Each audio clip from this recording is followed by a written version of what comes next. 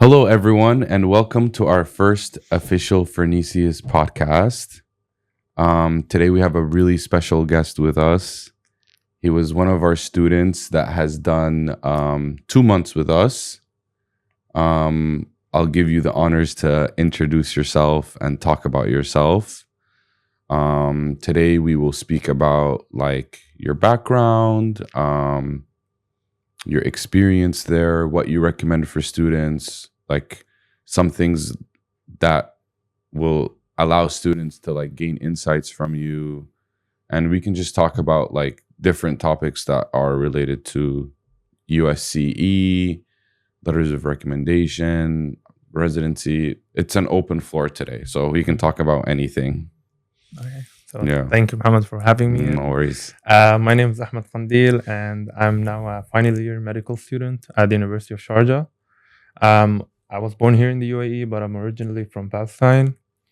And I think this is everything about me. Okay. There's nothing else I can add, unless as we go on, maybe things can drop in. Yeah, that's definitely, no worries. I would say we can start off by saying, if you can discuss your journey, to get into medicine, even though I've asked you this in your interview. All right, so why? And don't say to help people. Yeah. Okay, so when I was young, I've always, because my dad is a doctor at Tawam Hospital. He's a pharmacist at Tawam Hospital in Al Ain. In Al Ain, yes, in Abu Dhabi. So always, every time I've seen him in his white coat, I've always just wanted to step in the same footstep. Right. Yeah, go on the same footstep as him. So we used to have Halloween parties at school. I have pictures of me just in a doctor's costume with a briefcase and a stethoscope, and I was like 4 or 5 years old. So it's something that I wanted to be since I was a for kid. A long time. Yeah, for a long time. And when I finished high school, I had the chance I got a free scholarship at one of the other universities here in the UAE, a full ride scholarship for everything other than medicine, because they don't offer medicine. And my dad actually encouraged me to take it. Okay. But since I had this huge passion for medicine, he gave me, alhamdulillah, he gave me the option, and he told me, if you want to go through medicine, I'll support you. You have it as a choice. Yeah, you still have it as a choice, even though you'll study for free. Anything else? What was the other thing? What do you mean? As in, the other opportunity that you had as a full ride. What was it? Anything I want, except for medicine. They don't have medicine. Oh, gotcha. Yeah, okay. I had a full ride scholarship for everything. Okay. But I still chose. You're a diehard. Yes, my dad told me, go study engineering, and then I'll pay for your masters. You can go do masters, do whatever. But I told him, I want medicine. Yeah, I want medicine. I think this choice of I want medicine, because I talked to a lot of my students about this, and I asked them questions that are surrounding about this. It's once you put your foot down and you're like, I want medicine, it's kind of like a final decision. Nothing is able to change it. I mean, even for you, you had a full ride, So yeah, definitely that's there. Okay, cool. And how has your, now that you're in your final stretch in medical school, how has that journey been for you? Were you able to do you see yourself transforming and growing as a different person? Obviously, since you started. Okay, so I'll just run through how our medical school works, because it's 6 years. Okay. And we have a foundation year. Right. So this foundation year is basically like a competition. That year actually was really hard. So right. Yeah, a lot of times I was like, I want to quit. I can't do it. But as long as you progress through the years, from the foundation year, then you have 3 years of preclinical. And then the moment you enter clinical years, as everything is just, it's so easy after that. I'm not saying it's easy as it's not stressful. No, it is. There's stressful. There are nights you're not gonna sleep, but you basically just you're almost done. Like I reached a point now where Yeah. I was like, "Khalas, yalla, let's finish." Okay, what's left? A few months. So in the beginning, it's really hard. It's competitive. Like half the students want to get promoted to medical school from the foundation year. It's really stressful. It's a competition. Everyone's just fighting. It's Hunger Games basically. But it's a nice thing. It's a good thing because it's gonna push you to your end. It's gonna show how much you can give out or what's everything in you. So only the best doctors or best people reach the end of the Right, yeah, right. so. Okay. And at what stage did you feel like I want to do the US pathway? Okay, so around, let's say, a So few, sorry, I just have a yeah, question. The steps in Arabic are called المعادلة الأمريكية, right? yes, المعادلة الأمريكية. Right. So these You steps, sorry, yeah, usually when people like figure out if they want to go into US pathway, they start looking into steps, right? yeah. So it's called the USMLE, United States Medical License Exam, أو بالعربي المعادلة المعادلة الأمريكية. الأمريكية, yeah. So when I decided to go through the step pathway, it was around my second year of medical school. Oh wow, early Yeah. decision. Yeah. So the first aid book is still, in my opinion, the best book or the best reference for medical school, even if not you're going to US. When I started studying for this step, I never intended of actually going through with the exam. I was just studying the step because I know everything that's in this book. I'll throughout the years, someone's gonna ask me questions about it. It's gonna come up on some sort of exam. So when in my second year, when I had, let's say, my CVS module, Mm. so I studied everything from the first aid book, and I used other resources like Goes and Beyond, and I studied everything for the USMLE, even though I didn't want to go yet. So as the years passed and as I finished a lot of the modules from the first aid book, I reached a point and I was like, "Oh, I'm almost done with the book." Yeah, Yeah, might as well. might as well, Yeah. might as well do it. So yeah, so this is it. And another thing is the US path. Uh, I've I've I've been to the US a few times before, and I've seen how hospitals there operate, and it's really fascinating how just the emergency department runs in different hospitals. There's things you're not gonna see. In, Do you want to tell people about your O block experience? yeah. So not that we're disrespecting O No, block. no. Like we've got a lot of respect for O block. Yeah. So But it's just, I think we're laughing because it's just kind of funny how you're a UAE kid, basically. And what I mean by kid, as in born and raised here, living in the UAE, and then somehow you end up in O block. It's kind of funny, because what are the chances of that happening? Yeah. So for people who don't know, O block it's a project, right? Mm-hmm. If I'm not mistaken. And it's been on the news lately from like just recent events of things happening there in the last 5 years. Ahmed had the opportunity. Did you work in O block or was no, it's a hospital nearby. Okay. It's a hospital near O block, a few miles down from O block. Okay. And I was just in the emergency department and in the ICU, just for a few days, just observing one of the doctors over there. And then one of the days they had us wear bulletproof vests, and close up the ICU department. Right. One of the patients was shot and was in the ICU, but he's still alive. So they're really afraid that someone will come and, as they finish the job. Right. Yeah. So it is a unique experience, let's say, For because sure. I've done like I've done my rotation here in the biggest hospital in the UAE in the emergency department, and I've done Which hospital is that? it's Rashid Hospital. Nice. Yeah. So I've done the emergency department rotation. I've done multiple 24-hour shifts in the emergency department. You see crazy stuff. It won't even it's not even comparable to what I've seen in the US in just one day. Here. Yes. Wow. No, I mean like the other way around. Right. Sorry, as in what you saw in Chicago. Yeah, it's not even close Close. to what you can see here. And even though the stuff here is really interesting, Yeah, you see stuff here that you think, oh, I will never see this again. Right. But then you go to the US, and then it's another universe. Yeah, it's another universe basically. Yeah.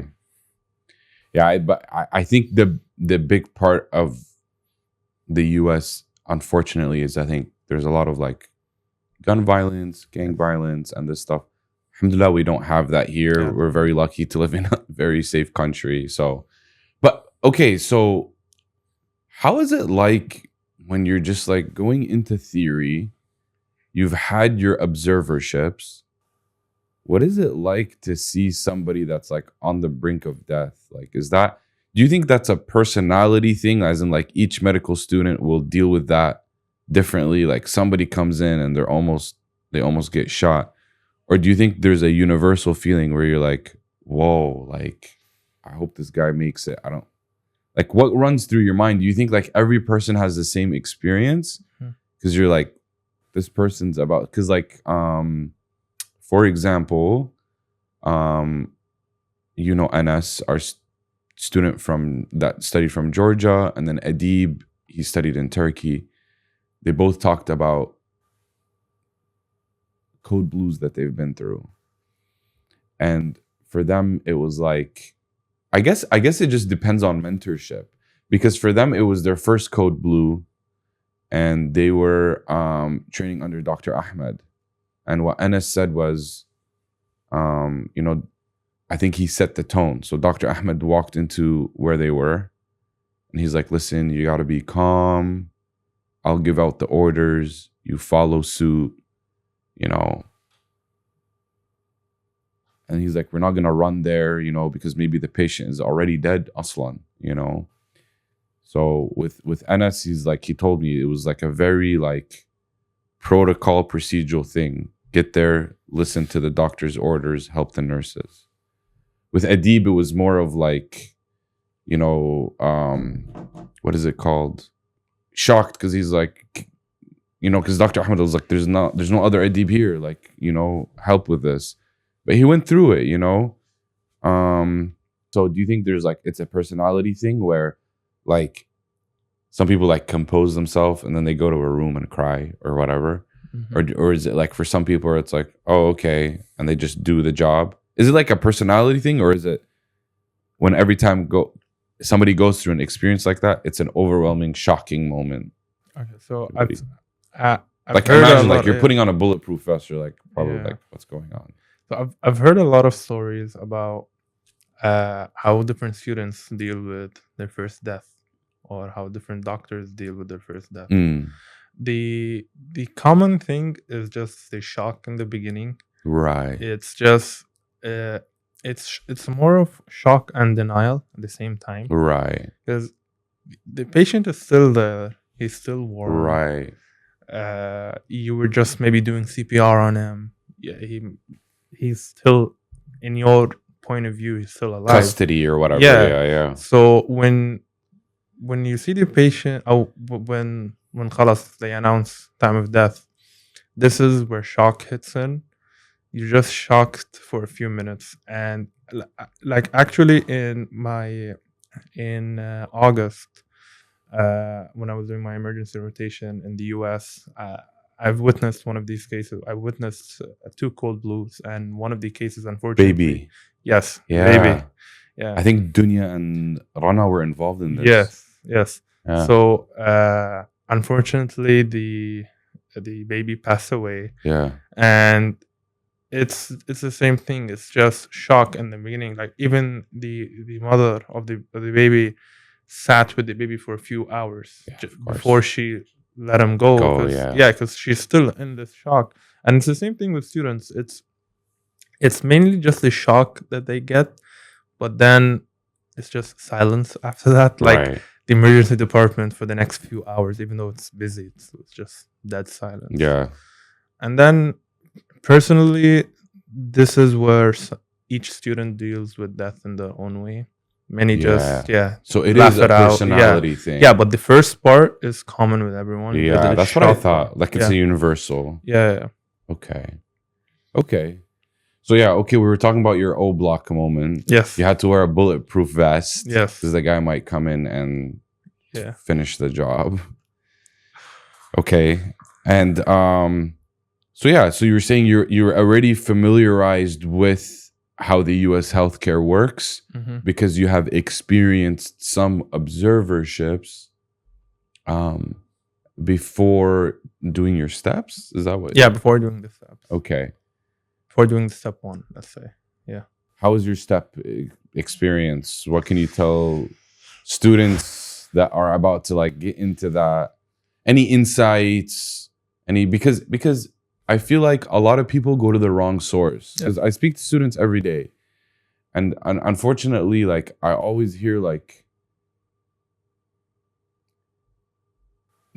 information that's not primary source. It's like like excuse me, my dad's cousin's brother's father's wife's husband like told me this, and I'm like, oh, okay, like has he been through that? What advice can you give to students on how they can do well for their steps, insights, things that nobody like unfortunately told you? Because as I said earlier, I started studying for my step 2 in my second year, or my step 1 in my second year. Right. And I'm fortunate enough to have the chance to go through pretty much every single resource that's out there I've used. Because I wasn't on a time crunch. I wasn't planning on doing the step exam at all in the beginning. So I had my freedom. I was studying. I was trying everything out till when I decided, khalas, it's time now to do the step. I knew that I had just these few resources, and this is everything that I'll need. So I'll just look in the camera and I'll basically just explain it out. Yeah. Because in my personal opinion, and not just me, I have many people that can vouch for what I'm about to say right now. Because a lot of my friends in the University of Sharjah, this is how we dealt with step 1. So don't go out and buy every single resource. Don't use many resources. It's gonna burn you out. Best thing to do is, there's a mnemonic out there that's called UFAP, which stands for UWorld, First Aid, and Pathoma. Now, UWorld is a must. Don't go out and use many different question banks. So UWorld is just enough. It's more than enough, actually. You can, if you want to use Amboss, if you want to use USMLE RX, go ahead. But the number one resource is UWorld, and then for question banks, and then next comes First Aid. Now, First Aid, just reading through First Aid is not a book. It's not something you can open up and then read, because it's bullet points. You're not gonna understand it. It's information. It tells you, okay, let's say if you open up the cardiovascular system, there's equations for blood pressure, or how you calculate the resistance of blood through the vessels. It's gonna show you the equation. It's not gonna explain anything at all. So how do you understand this? You go and watch Boards and Beyond. Dr. Jason Ryan is the best, and I'll say this again, the best tutor out there for step 1. Where can they find him? On his website, Boards and Beyond. Okay. Yeah, Boards and Beyond. And actually now Boards and Beyond is part of First Aid. So they merged both companies merged together. McGraw-Hill acquired Boards and Beyond. Wow. So it's one company now. And actually when you go out and buy Boards and Beyond on the website, you pretty much get First Aid for free, the digital version. Cool. Yeah. So it is really nice, and Yeah. you can go out and select. You can open up a first aid, the digital version of first aid, and let's say pick out this sentence, and I will show you the video that explains this part. Right. So How much does that cost? I think it's $250 a year, $200 a year. Okay. $250 That's a year. Yeah, doable. it is doable for a Yeah. whole year. Yeah, it is doable. And you can go on Reddit and find 10, 15, 20% discount codes always. Oh, perfect. Yeah, so Okay. yeah. So I got the 2-year thing for $320, I think, $330. That's amazing. Yeah, with a discount code for 2 years. So that Yeah. was good. And then Pathoma. Pathoma. Yeah, one thing I want to say. I was fortunate enough to meet both people responsible for Boards and Beyond and Pathoma. Nice. So Boards and Beyond, I met Dr. Jason Ryan here in the UAE. Oh, wow. Yeah, and I actually did an interview with him. You told me about this. Yeah. I remember. Yeah, so Cool. I ended up doing an interview about him with him, and for Pathoma, he's Dr. Hussein Sattar is his name. I've always, when you listen to his voice, you would never think that he is. I think he's Pakistani, if I'm not wrong, originally. So you would never think that. You would just think it's someone like a full American. Right. So I've always just listened to his voice, and then with time, I knew that his name is Hussein Sattar, the guy that makes the videos. And then one random Jum'ah prayer in Chicago. Oh, wow. A few years ago, because he also gives out khutbahs, and he has his own podcast as well. Okay. So one random Jum'ah. Shout out Dr. Hussein. Yeah. I had the chance to meet him at the khutbah. So Cool. So that was also very nice. And his videos. Oh, I can tell you this. I know I can tell you this. It is deep for basics pathology.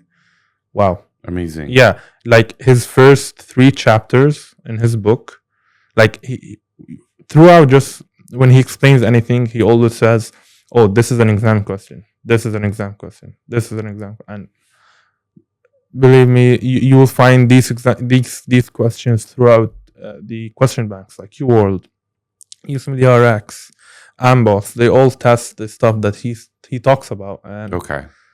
So yeah, remember this mnemonic: UFAP, UWorld, First Aid, Pathoma. And how did you know yourself? Were you just fishing for things and? Yeah, I've nobody really everything. Told you, right? No one told me anything. I've used AMBOS, I've used USMLE RX, I've used Ketchy, I've used Kaplan, I've used any resource that's out there for the USMLE. I've personally used. And don't go out and waste your money and buy everything like I did. Yeah, okay. It was a dumb decision. You were the testing guy. Yeah, I'm your guinea pig. Yeah. So yeah. So you recommend that students start studying for their steps early as second year, even first year. Even first year. Like one of my friends, he also did the step 1. He actually went with us this summer. Faris. I love Faris. Yeah. He's a great guy, man. Yeah. So good energy, positive guy. Yeah. Always. Yeah. Always laughing. I've known him for 20 years. Oh wow. Okay. So yeah. So his brother is now in his first year. And first year medical school. Yeah, first year medical school since day 1. Wow. He had him start with first aid and everything else, because with time it's gonna be beneficial. That's hard though, because you're self-learning. So I think with a lot of medical students, they're like, okay, I'll learn this stuff in medical school, but then when I prepare for steps, I have a foundation. So don't you think it's harder to start from year 1 or 2? No, it's a lot of self-learning. So medical school, in my opinion, is 99.9% self-learning. Okay. So if you're gonna self-learn, let's say the COPD diseases for your university, just go out and self-learn them for the step 1, and I guarantee you 300%, everything you're gonna learn for the step one is more than enough than what most universities end Wow. up requiring. Okay. All right.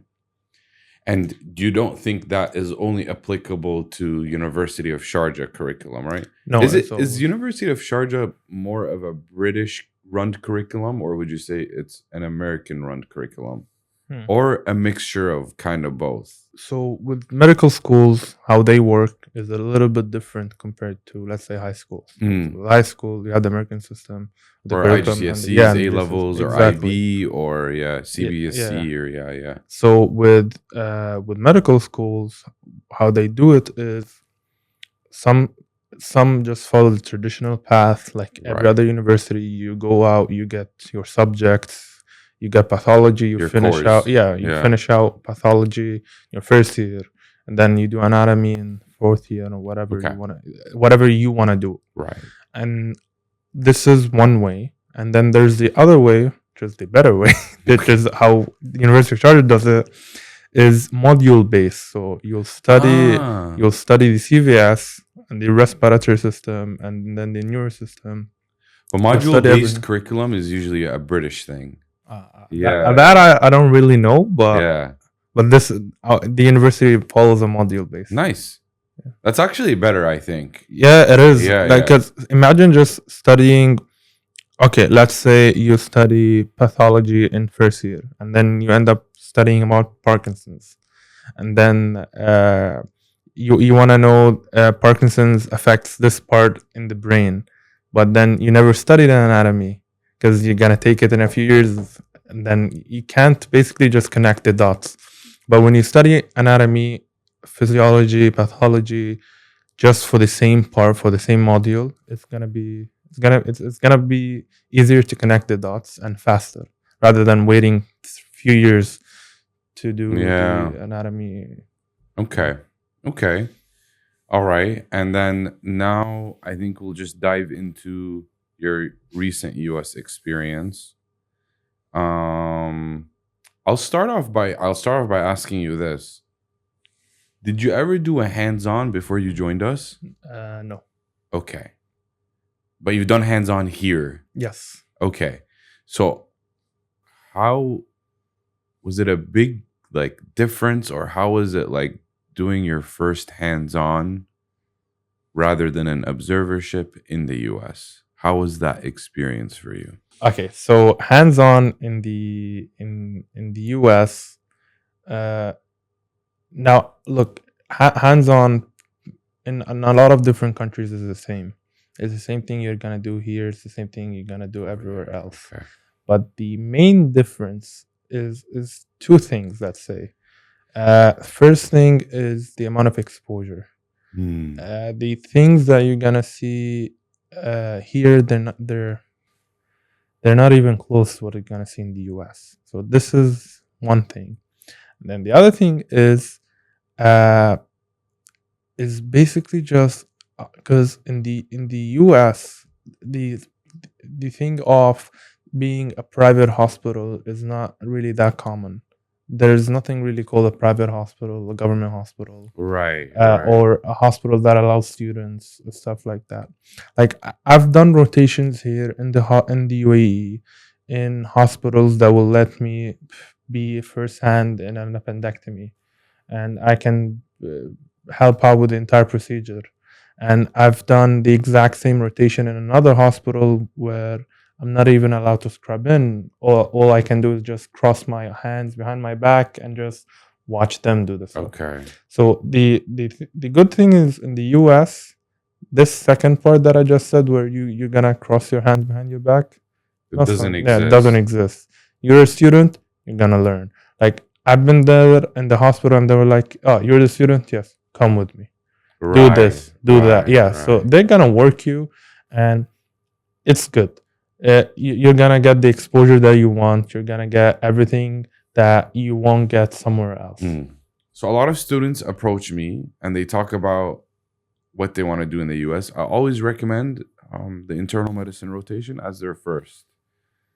I think because of what type of doctor Dr. Mirhi is, he's a great person to have as your first mentor, to be exposed to US clinical experience. And also like the rotations you guys do at the hospital as well. That's there. I think it builds a strong foundation for you. It's a great learning experience because he also takes his time with his patients. This is something we spoke about. So do you always would you give the same recommendation to students that I do, which is have your first elective as internal medicine, so you can learn how everything works. You build a strong foundation, and then maybe your second elective you can do interventional cardiology, critical care pulmonology, or whatever, but would you give that students that recommendation because you have just came back from that? Okay, so what I always say is, I've read this somewhere, but I can't remember where, is how they explained internal medicine. Each specialty digs, imagine you're digging just a hole in the ground. Right. Each specialty digs 10 meters down or 10 feet down. Okay. Let's say the neurologist will dig 10 meters down, the cardiologist will dig 10 meters down, and so on and so on. But this 10 meters is just a 1-by-1 block. But then when you go to someone that did internal medicine, rather than digging 10 meters down, they dig 1 meter down. But rather than it being a 1-by-1 block, can be a 10-by-10 block. Right. So it is the best thing to do is going through internal medicine first, because it will open up doors to everything. Right. So let's say you want to do gastroenterology. Yeah, no, not gastro, because you're still gonna do internal before gastro. Oh yeah, true. So let's say you want to surgery. Yeah, surgery. Yeah. If you want to do surgery and then you end up doing a pediatrics rotation, clinical experience, realistically it's not going to be beneficial. Yeah, and getting a letter of recommendation from there are a lot of gray areas. Yeah, exactly. There is, but it is not as beneficial, let's say. Right. But if you do internal medicine, it is a little bit of everything. Or let's say ophthalmology. Ophthalmology would be a good example. If you want to go and do ophthalmology in the US, residency, if you did, let's say, a pediatrics rotation, submitting a pediatrics rotation for ophthalmology. So ophthalmology, I think, even for Americans, is near impossible. Yeah, but I'm saying just as an example. Yeah. I just have the. I know what you mean. Yeah. I just have this. I just have this like philosophy that, number one, most IMGs that go to the US for clinical experience, unfortunately, are observerships. Yes. That's number one. Number two, people like play around with a lot of words like affiliation or association.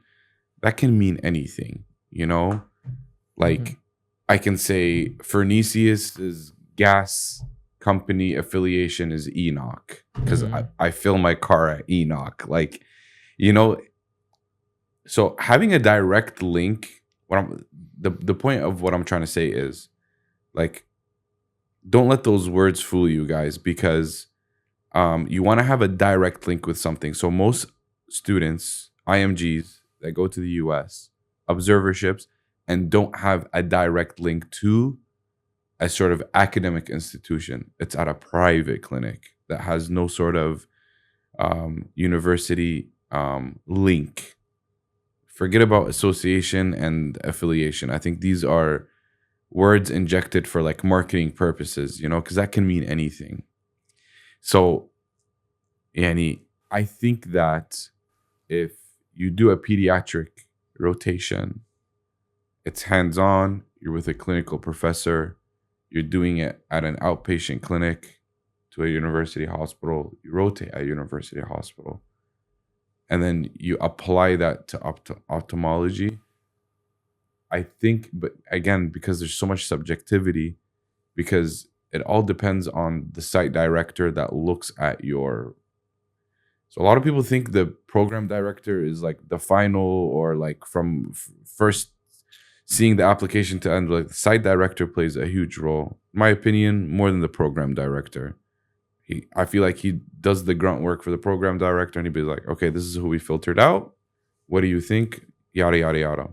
But the point that I'm trying to make is the fact that they know if there's a program director that is mindful like this, and I'm pretty sure that there are, they'll see that, oh, okay, this guy's an IMG who's able to find something that was hands-on, had these like university links, was with a clinical professor, you know, it could open a leeway for you. Right. Yeah. Rather than if you did an observership in pediatrics in Louisville, Kentucky, with Dr. Adam Smith at his private clinic, they're not going to look twice at your LOI. Exactly. This is the point that I just wanted to make. Yeah, exactly. But again, there's a huge gray area in subjectivity, because you can do your elective in ophthalmology and they might not even consider you anyways, Yeah.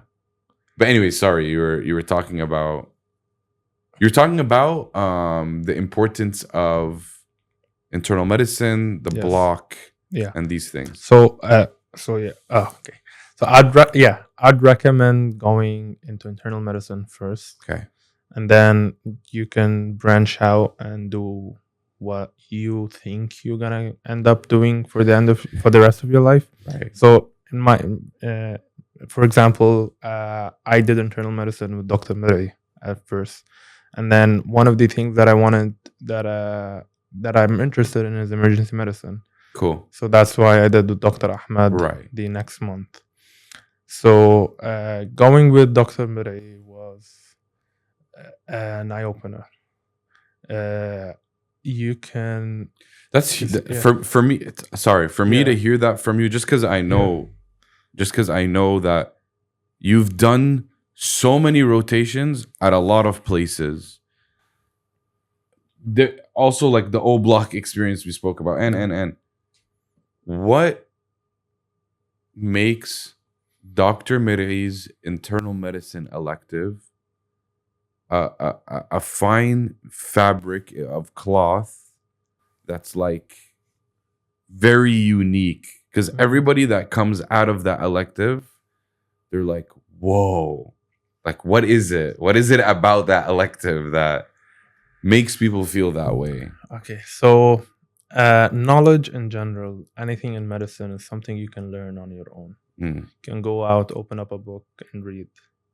Clinical experience is something that anyone can teach you. Like it's some people are better at it than others, right? But still, everyone can teach you this.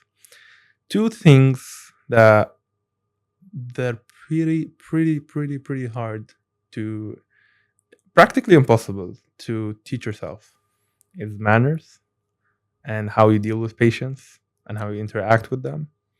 And the second thing is writing notes, because a lot of residents, like I have friends that used to be with me here in the medical school, and now they're residents. They expect them, or interns, they expect them to know how to write notes.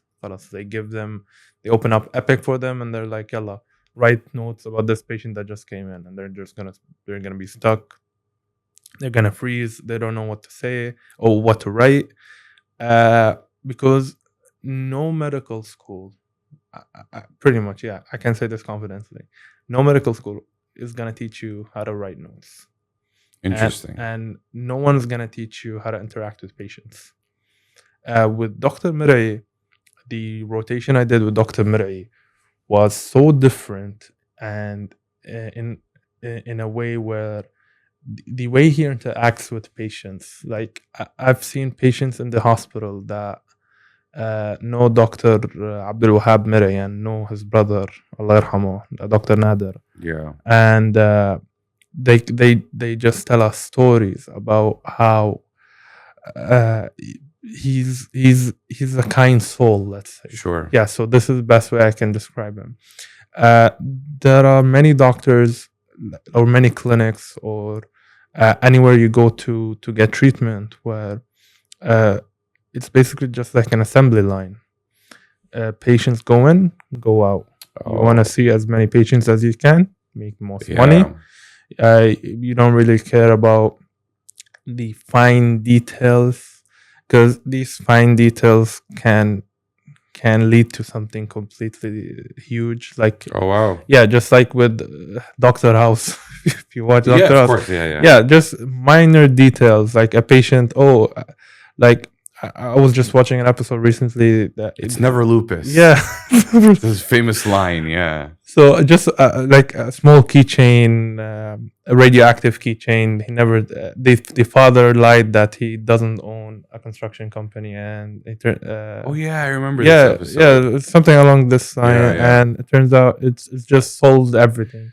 So this is the importance of someone that listens, or someone that will give you the chance to talk. And uh, this is Dr. Murray. He is So just he's basically the David Goggins of internal medicine. Because he always goes the extra mile. yes. Okay. He's always there for his patients. All the patients love him, and it's just the way he talks with his patients. It's something. Just having the ability to talk to the patients. Like when I did my rotation with him, how we did it is I'd enter and see the patient first. First week, let's say, was really hard. I couldn't. Ooh, like, Yeah. sorry, like, was he? I don't know how to say this in English. Like shadid, but in a good way. Like tough love. Yes, yeah. Now, in this is regarding the notes. I'll talk about it in a bit. But regarding just the way he interacts with patients. Now, during the first week, we'd enter, see the patient alone, and then Dr. Murray would come, and then we'll speak with the patient. So I'll take my own history. I'll do my own physical exam, and then Dr. Murray will come. He will do his history, and then do his physical exam, and then you will end up as a student. You will end up just comparing what you just did, to what the professional did. Right. It's like a Toyota Corolla and a Lexus Ferrari Enzo. Yeah. Okay.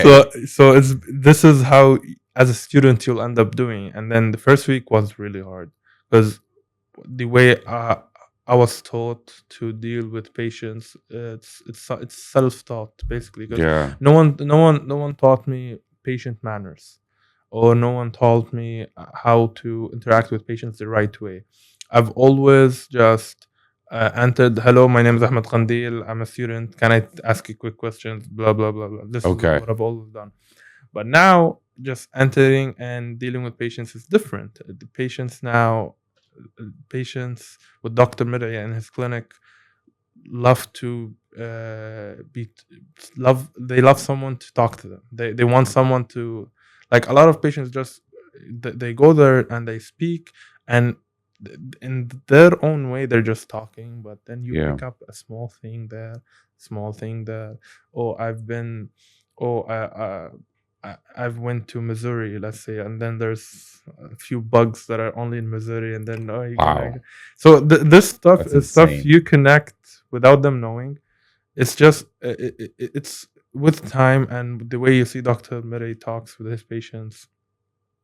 You're gonna compare yourself and compare Dr. Murray, and then the first week was really hard, because you'd always just think, oh, he's better. He did this. Okay, I didn't ask this. I didn't do this. I asked this, but I didn't ask in details. Like, oh, you can ask, did you do a colonoscopy? Yes, I did. But you never asked when, what are results, right. what are the, so it's a lot of good investigative work. Yes. Right. So, and then by the second week, alhamdulillah, things picked up, and then I was able to talk with patients better. I was able to just run smoothly. Development in confidence. Yes. And in, yeah, so this is a thing that no one teaches you. It's something I get what you mean now. Yeah, so this is the one thing that I say Dr. Murray you'll never find with any other doctor. Mm. No, it's not a US thing. It's a Dr. Mirai thing. Okay. So Interesting. So yes. So you get out of there standing tall. Not Yeah. in like an arrogant way, but like in a Yeah. like, I got this. I can do this. Yeah. Ahmed, go take history. Yalla. I can go Cool. take history. Even though the patient might be deaf. Patient might patient. I've taken histories from deaf patients. And then, but there was this patient that couldn't write, couldn't talk, but he could hear. Hear you. So when I went there, one of the nurses was like, "Yalla, Ahmed, go take history." This is Barbara? No, Angela. Angela. Okay, Yeah, Angela. So I was like, "Khalas, yalla, I'll go take history." It was a shock, but I still ended up dealing with the patient. But go back, Ahmed, a few months ago. If you tell me, "Oh, go take history from this patient," I'll tell you no. Wow. Yeah, I'll tell you no. Khalas, I'll just wait for. So this goes back to our original starting point. I feel like the Dr. Mirei rotation, they are foundation blocks of a building, essentially. Yes. If you have a strong foundation block, you will excel not only like, what you have left in medical school. I think also when you go to PGY1, when you start it, I think you will be more in an advanced place than other residents. 100%, especially with the notes part. Yeah. Now, with the notes part, Dr. Mirai, the good thing is, at first, this is where the tough love part comes in. Right. So during the first week, he will show you how to write the notes. You will see him writing his notes. And then you want to try to pick up as much as you can, because a lot of doctors, like here, not only here, like in many different places, the way they do notes is they see all their patients, and then at the end of the day, they end up writing the notes, or they have a scribe or someone that writes the notes for them. So students, some doctors record. Yeah, and some doctors record. So a lot of students never see the part of writing notes, so they never learn it. Gotcha. But with Dr. Mirai, he writes the notes right in front of you, and then you end up catching, okay, I have to do this, I have to do this in the physical, do this in the plan, do this and that. First week, gonna be lenient, you're gonna do mistakes. I've done plenty of mistakes, but then you're not gonna get scolded. No. He's not gonna tell you, because a lot of people have like high expectations, like, oh, I've never done this. Yeah. Oh, and I always tell them, don't worry about that, because the whole point of you going there is, even if you know a lot, you know what? Even if you've done 5 rotations, the whole point of coming with us, it's kind of like a military boot camp. They bring you down, they grunt you, and then they build you up to be a better person, You're right. Yeah. No, Dr. Mirai, for the first week, it was hard.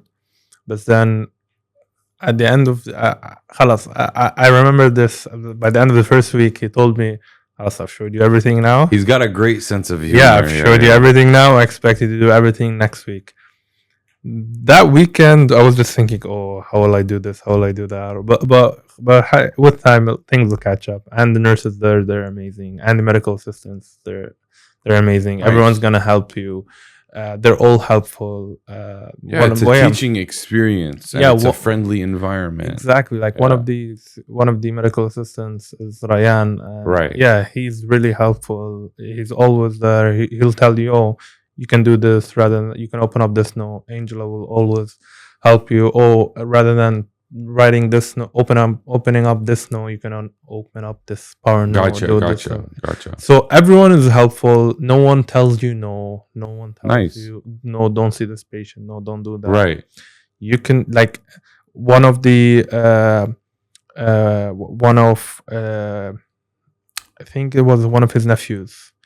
He had one of his hands cut and he needed stitches. Okay. He came in and he let the students do stitches on his nephew. So everyone is, you go there, you will learn. no one's gonna tell you no. No one's gonna tell you. That's Sit why I up in the always tell corridor. students, don't be shy to ask. Don't be shy to say, I don't know. Yes. I think that's like a huge Dr. Midday like principle. It's okay if you say, I don't know. 'Cause Yes. that's the only way you learn.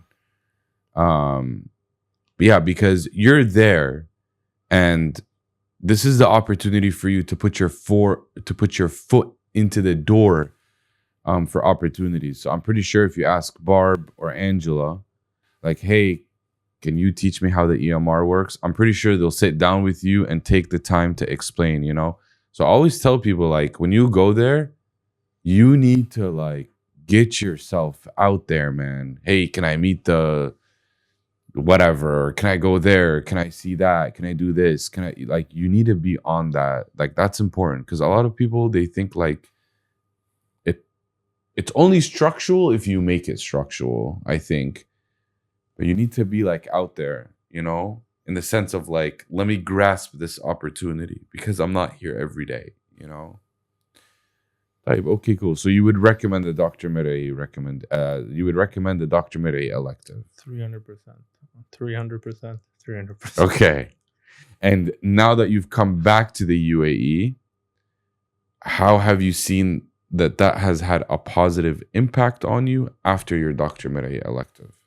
Like I've seen, like, I'm doing rotations now in clinics, and it's just the shock. It's the exact same thing. If it's your first time going to the US, it's this culture shock. Comparing to someone that's born here in the UAE, going to the US and coming back, it's a cultural shock. Being taught under Dr. Murray and then coming here back or going anywhere else, it's another culture shock and a half.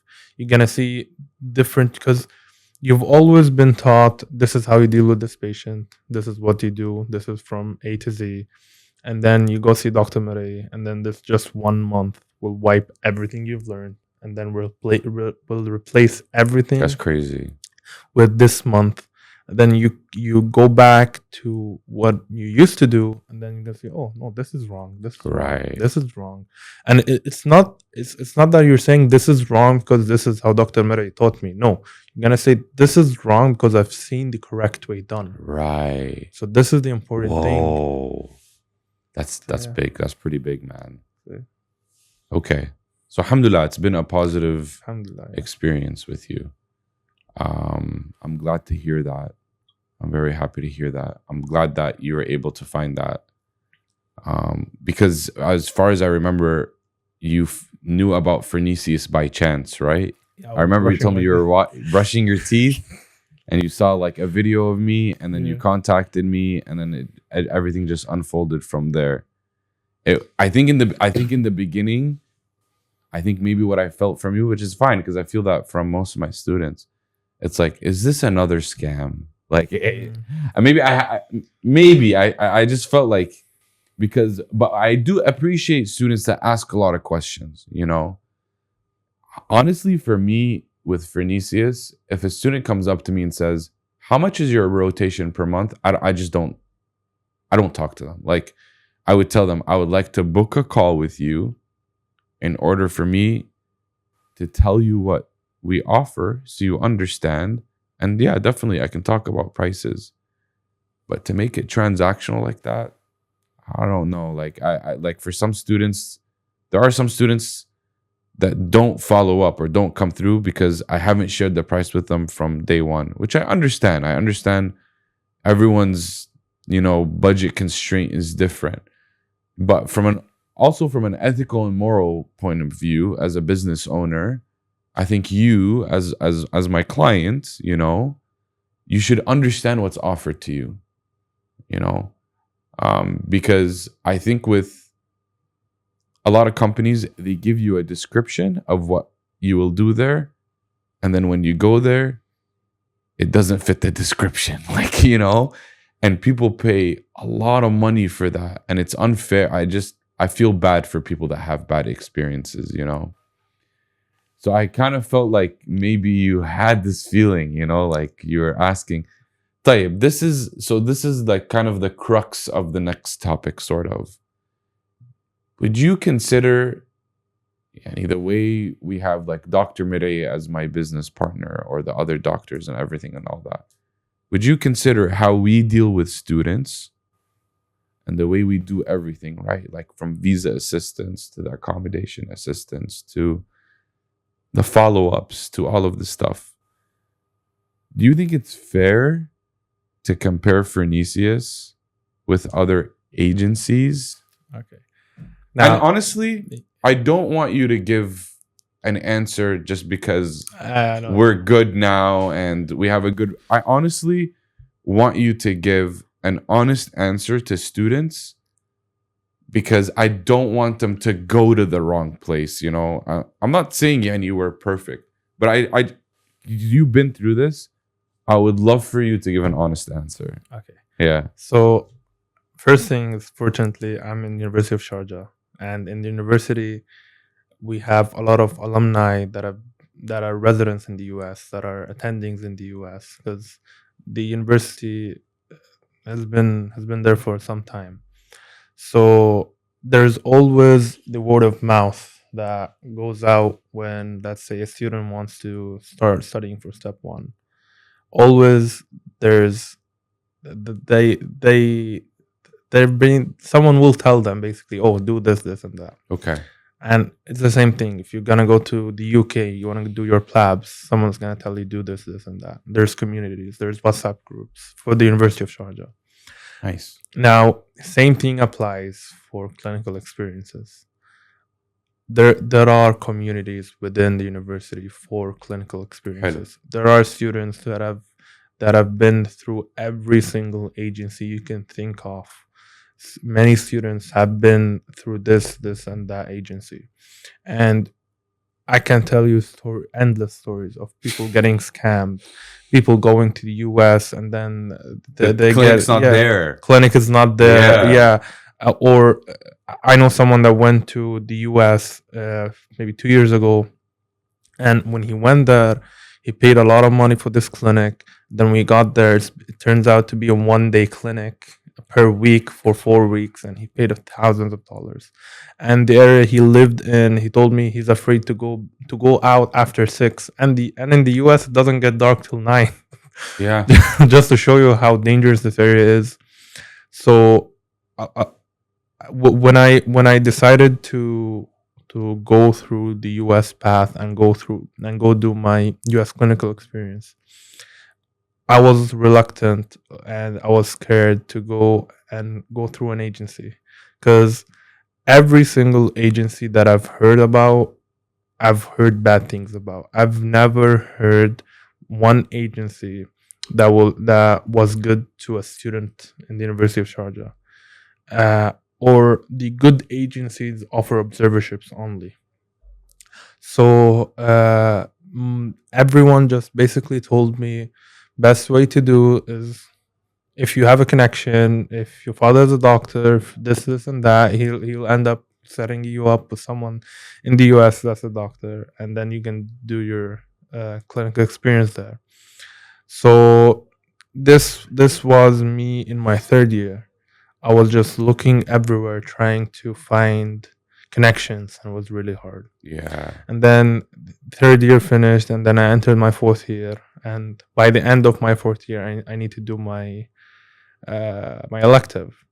So I reached a point where I've exhausted all of my options. I've seen everything, and I'm the type of person that doesn't go do something unless I'm 100% confident that this thing will work and that I'll end up benefiting from it. You have a guarantee. Yeah, have a guarantee. I have a warranty. Yeah. And then I gave up on everything, because I've looked through a lot of agencies and I looked through a lot of connections. It's either all I had was pay this much money, or you come in, you can do an observership only, or risk it. Right. So those are the three only options that I got. But then a random Tuesday, Oh my I saw the God. Phronesis video and everything from there. Okay. So you wouldn't say it's fair to have us under the category or label as agency No, because of our direct links with the doctors. exactly. Yes, Our doctors being our business partners and direct link with Wayne State, yes. They're Central not. Michigan, and No, Michigan State. 100%. Because when you go through, like you can go through the biggest agency and go on the website, you can see. Don't say their name. I don't Well, want free marketing. no. I'm not Okay. saying that's. Okay. You can go and see the. They always just say, "Oh, you'll go to this clinic, never this doctor." So Interesting. so they might send you to this oncology clinic, and then you go there. No one knows there's a student. No one expects man, someone. that's so bad. Yes. So, Wow. Okay. like Okay. when I went through you guys, I knew that I'm going with Dr. Mirai. I never knew the name of the clinic till I got there. Even though I had the name, I didn't look it up. But I shared it. Yeah, I know. Yeah, but because I knew I'm going with Dr. Mirai. Oh, I get you. Okay. Yeah. So yeah, I'm going with Dr. Mirai, and I'm going with Dr. Ahmed. Right. This is it. I got you. Because I know that when I go there, someone's gonna be there for me. Right. But like it's the same thing here when I do my rotations in the hospital. Like they can send me to hospital A, and then tell me, okay, you do your surgery rotation in this hospital. Every time I start at a new hospital, it takes me one full day or a few hours at least just to know where to go. Oh wow. Just to find the person responsible. Because as a student, when they send you somewhere, they always tell you, oh, you go to this clinic, you go to this hospital. They never tell you go to this doctor. Got you. So this is the difference. Got you. I think because Dr. Mede owns Barclays. Yes. That was Barclay. Sorry. Yeah. I think that okay. Okay, cool. Okay, well, I'm happy. I'm happy that you have that sort of opinion. We really work hard to kind of have students understand that because I don't feel like I'm not trying to brag. I'm just trying to say a point, Like, for example, what happened with your friend that came a little late. Yeah. Yeah. I don't think any other agency would bistamirro, or continue, yani, in a way where it's like, all right, let's call them again. Let's call the US Embassy again. Let's email them again. Let's try this. Let's try that.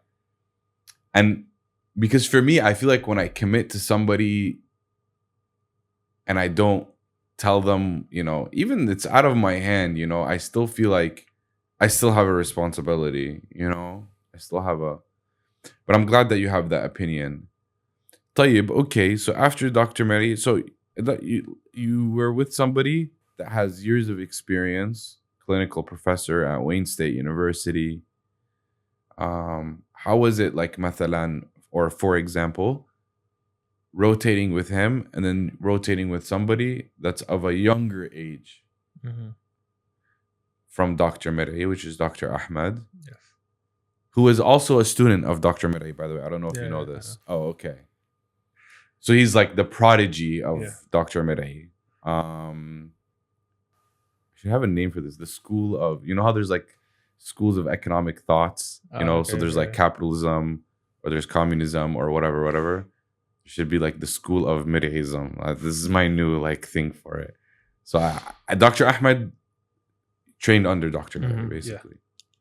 But I feel like different personalities, different way in handling things, different. It is different, but when you try to narrow it down, or when you reach the core, same. Okay.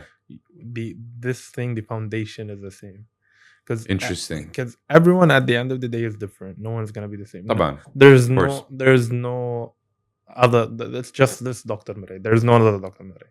Right. So you can't have someone that's an exact copy, a carbon copy, but the foundation principles are gonna be there, and then you build up on them. So this is the thing with Dr. Ahmed, the way he deals with patients, the way he writes the notes, the way he interacts with the patients, it's the same as Dr. Murray. Oh wow, interesting. Yeah, but then when you try to, when you see how he medically, let's say, deal with patients, it's gonna be different. Each doctor is different. Sure.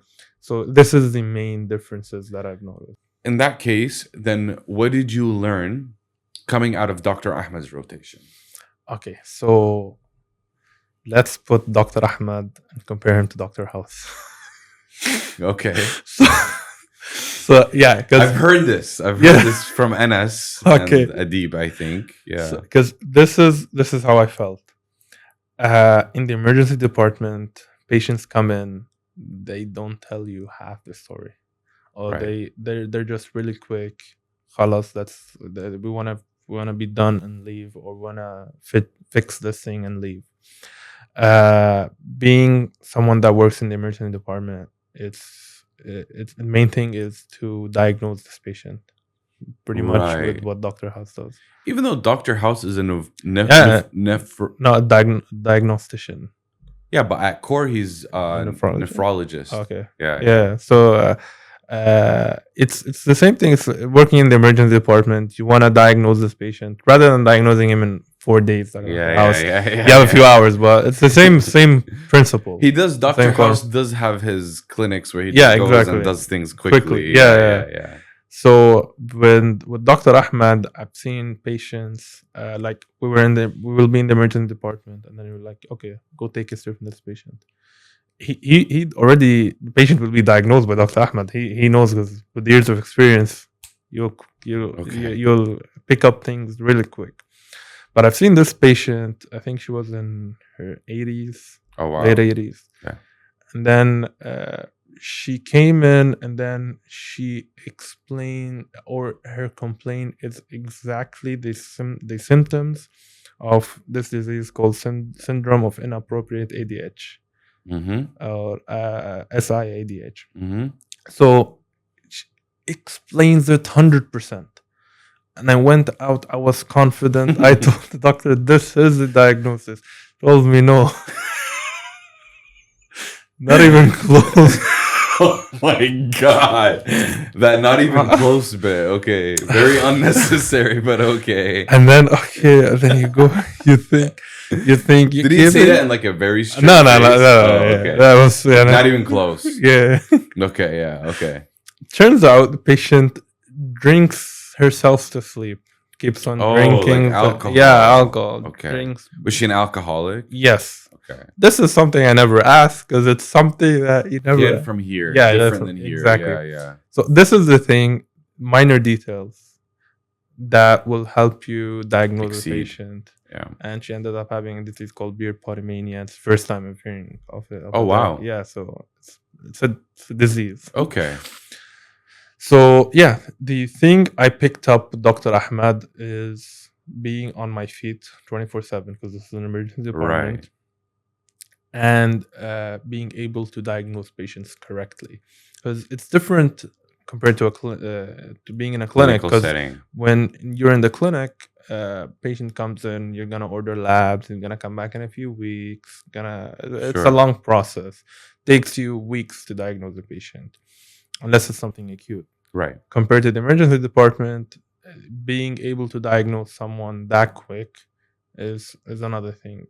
Like I have stories of other patients that came in, he drank a milkshake, and then his heart rate kept on being 130 for a few hours, just randomly, and he was sitting. So just these weird cases, or not weird cases, but different cases, unusual cases. Being able to diagnose them is tough. It's tough, and it's not something no one's gonna teach you how to do it. It's something you're gonna pick up with time. But with Dr. Ahmed, the good thing is he will try his best to teach you, and he'll tell you, no, it's not this disease, it's this disease, because there's 1, 2, and 3. This is different than this. And I think that's a major thing of what makes our electives different. It's a very teaching methodological elective, even with Dr. Mirai, right?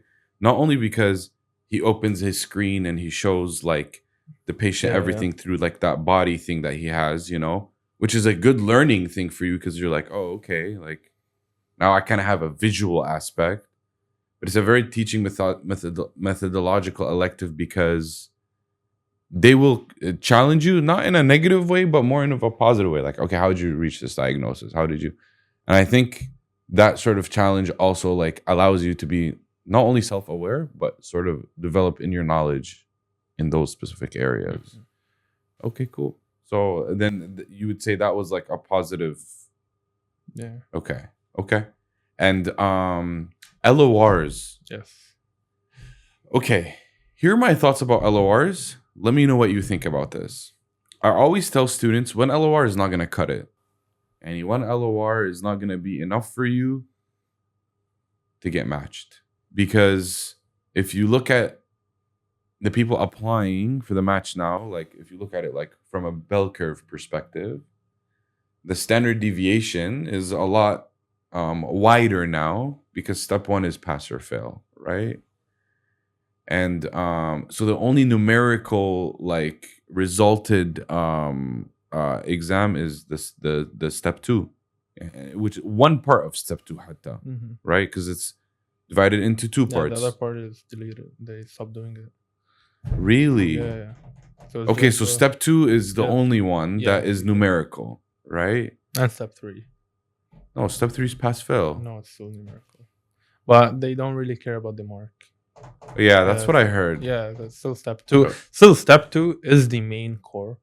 Like, if you mess up step 2, yeah, you're gone. You're gone. Call us. Bye-bye, you. Yeah, you're gone. So, yeah, okay. So I was talking about, like, the pool of people applying are more. So there's more competition, right? And then you have your step 2. Then you have your university grades. But I think with step 1 being pass or fail, the contribution of your LORs in your ERAS and applying to the match has a higher value. The LORs contributing to your match and your ERAS and all of this stuff holds a higher value than before. Yes. So I think one LOR is not going to cut it. No. It's not going to cut it. The more LORs, the better. But it's not a quantity over quality game. Yeah, because you at the end of the day, you can have 10 LORs. Exactly. Right?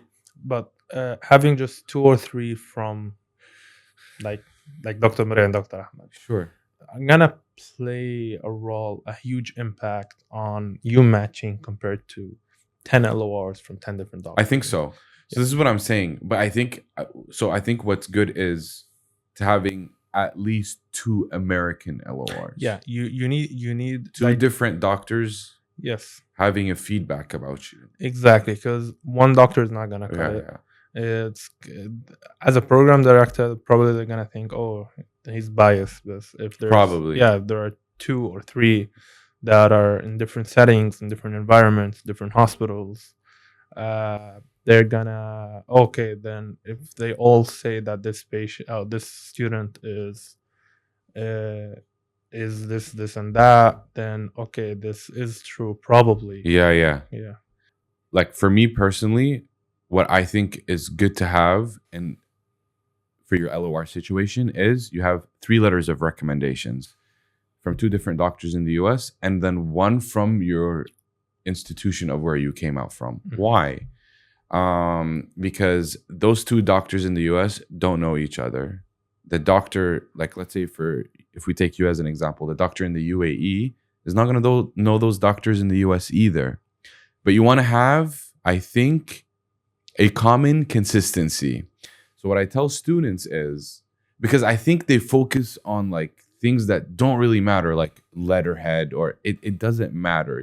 I think with letters of recommendation, what is important are a few attributes. Number 1, who is writing your LOR, right? So if it says like associate clinical professor at Wayne State University, okay, like program directors, they prefer academic LORs more than just from a private clinic. So that's number 1. Number two, if it states its direct link with the university, right? So like Ahmed Kandil has done a 1 month hands-on internal medicine rotation at Barclay Internists, Wayne State University, Ascension Rochester Providence. So like you connect the dots there, right?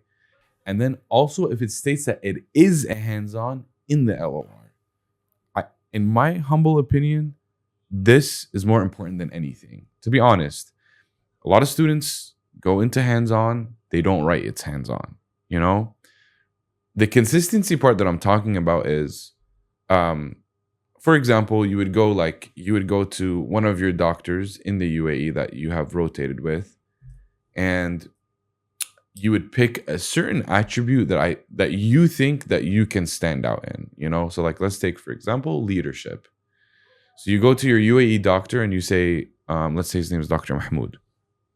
Or let's give a shout out to Sean and say, let's say his name is Dr. Ahmed. Did you go to Dr. Ahmed? Hi, Dr. Ahmed. I've seen that you have great leadership skills amongst your coworkers. I have my notebook with me right here. Is it okay if I can write like a few bullet points on how I can learn these leadership skills from you? You write it down. You try to implement it. Then at the end, when you rotate with him, you can say, thank you so much for sharing your feedback about leadership qualities. I tried in the best of my ability to implement them with you. I hope you were able to observe it.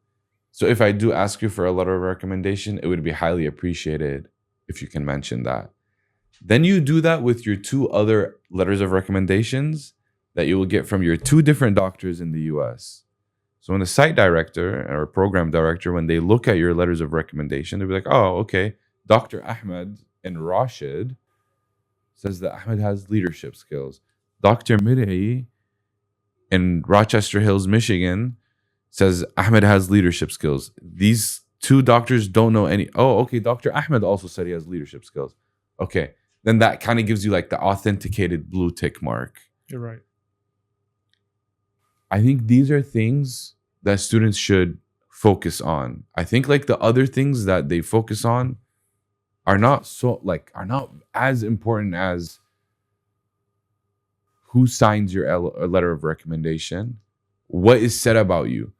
And what I mean by that is it's not like copy, paste, remove name, insert name. Like, you know what I mean? Yeah. It's these things that I think are somewhat difficult, different, and also difficult to find.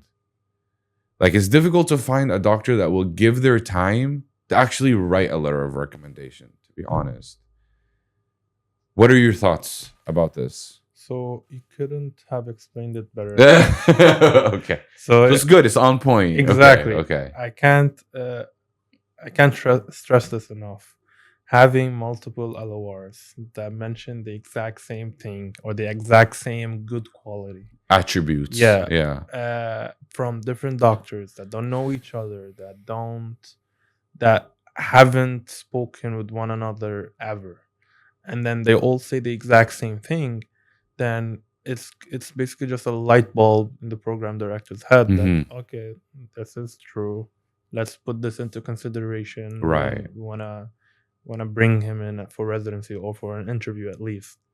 So this is it is quite important to have these LORs, or an LOR is basically just proof, because there's always you can say that you can do 1, 2, and 3 in an interview, but no one's gonna vouch for you. An LOR is basically someone that's there to vouch for you and tell you, yeah, that's true. I think also, I'm sorry, gonna interrupt you.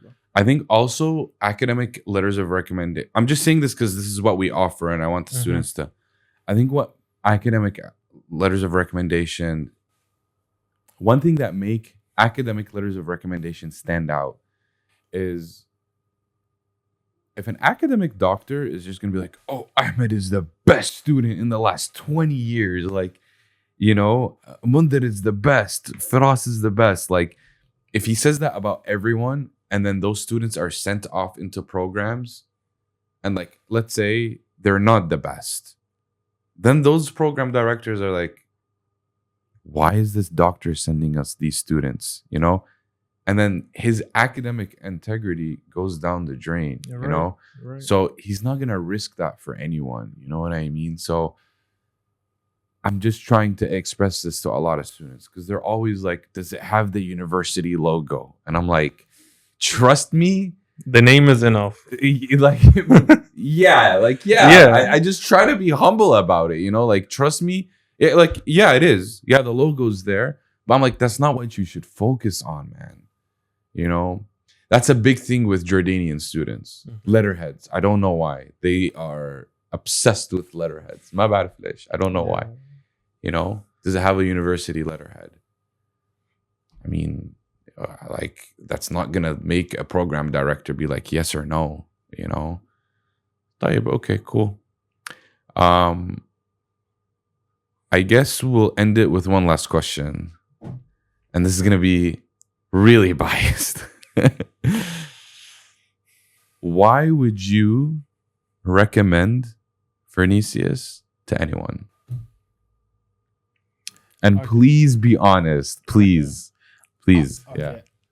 Other than everything that we've said previously. Okay. So all that and one more thing is just how, or not okay. It's basically how you were able to connect me with the doctors. Is basically okay. And transparency. Yes. Okay. So one word that I can describe this whole thing is connections. Like, you can go through another agency or somewhere else. I'm gonna send you. You're gonna have the best rotation. You're gonna have best thing ever. But at the end of the day, you're not making connections. No one's gonna be there for you. With you guys and with Dr. Mirai and with Dr. Ahmed, like I'm still in contact with Dr. Ahmed. I sent a picture of us a few weeks ago. So I've been in touch with Dr. Mirai. It's this connection thing, and it's the transparency that you show students. Okay, so you're gonna do this, and that. Like, if you go Right. through another agency, they're gonna send you to this clinic.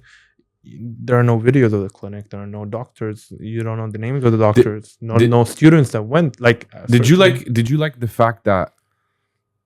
Sorry, did you like the fact that I was like, hey, you can talk to students that have. Yeah, My bad. No, Okay, no. I thought so. Okay. Yeah. So you, like, I was so scared in the beginning, Yeah.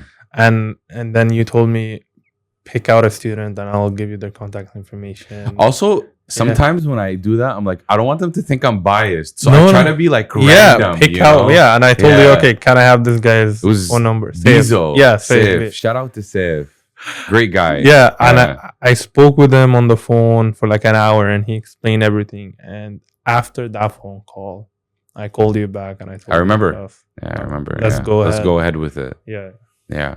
Do you feel like because you were there when there were other students, like shout out Rana, medical siblings. Do you feel like when she was with Dr. Shahbandar, she felt did you feel like, because interventional cardiology is kind of like a different ball game, somewhat similar but different ball game, like did you also feel like with her, she had like a positive feedback with the interventional cardiology? She loved it. Yeah, I spoke with her a few times. She loved it. She loved the clinic. She never met Dr. Miri, I don't think so. Right. But the positive things she said about the cardiology clinic and Dr. Shahbandar, and the things I've heard about Dr. Shahbandar from the hospital, from Rochester, and from Dr. Ahmed as well.